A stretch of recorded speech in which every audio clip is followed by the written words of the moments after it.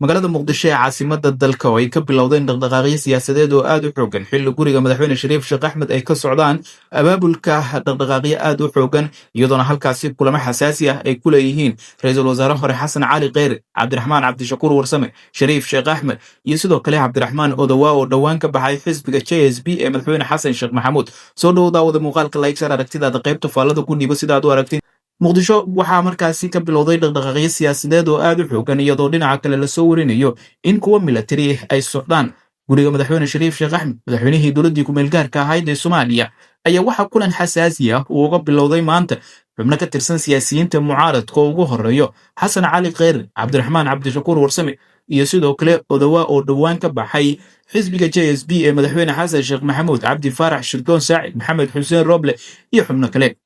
dhammaan xubnahan iyo kuwo kale oo markaasi ka tirsan madasha samata bixin iyo golaha mustaqbalka soomaaliya ayaa waxa ay ka arrinsanayaan xaaladda siyaasadeed ee cakiran iyo hubanti la'aanta doorasho ee dalka uu wajahayo waxaa lasoo warinayaa in qodobada ugu muhiimsan ee kulankan xasaasiga ah oo deg dega ay uga wada hadlayaan kow ka yihiin sidii ay markaasi ka yeeli lahaayeen marka uu dhammaado mandageka madaxweyne xasan sheekh maxamuud oo ay ka harsan tahay wax ka yar dhowr iyo 10 maalmood iyadoona ay sheegeen xubnahani markaasi ila ka agdhow in kulankan maanta lagu go'aamin doono tallaabada la qaadi doono haddii mandageka madaxweyne xasan sheekh maxamuud uu dhammaado isla markaana hubanti la'aanta doorasho ay weli halkeeda sii taagnaato oo aysan markaasi dhicin in heshiis rasmi ah laga gaaro hanaanka doorasho ee dalka uu aadayo iyo sidoo kale wakhtiga rasmiga ah ee ay doorashadu dhacayso madaxweyne xasan sheekh maxamuud iyo tiimkiisa ayaa si weyn markaasi niyadda ugu haya inay ku darsi sameeyaan ama markaasi hal sano oo muddo kordhina ay qaataan inta ka horeysana ay qabtaan doorashooyin qof iyo coda oo hal dhinaca isla markaana xubnaha mucaaradka ay si weyn u diidan yihiin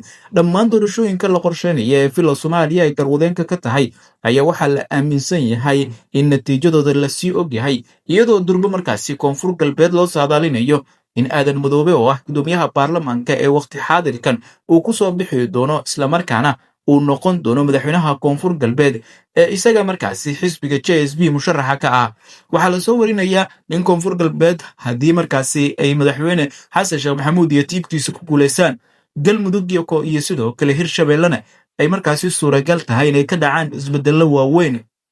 soomaaliya ayaa u muuqata inay wajahayso hubanti la'aan siyaasadeed halka xubnaha mucaaradkana ay u muuqdaan inay si weyn ugu daaleen in madaxweyne xasan sheekh maxamuud ay ku qanciyaan in uu wada hadal iyo heshiis markaasi uu kala gaaro arrimaha doorashooyinka wax ka beddelka dastuurka oo dhammaan markaasi xubnaha siyaasiyiinta mucaaradka ay si weyn markaasi uga soo horjeedaan haddaba wixii ka soo kordha islamarkaana ka soo baxa kulanka ay leeyihiin xubnaha siyaasiyiinta ugu horeeya madaxweyne shariif sheekh axmed ee guriga shariif ka soconay wararkeena dambe ayaad ku daawan doontaa muuqaalka laiksar aragtidaada qaybta faallada ku dhiibo xubnaha mucaaradka ah ma ka guulaysan doonaan madaxweyne xasan sheekh maxamuud oo 15 bisha May ma qaban doonaan madaxweyne xasan sheekh maxamuud iyaga oo markaasi xubnaha mucaaradka adeegsanayaan kaararka cadaadiska ay haystaan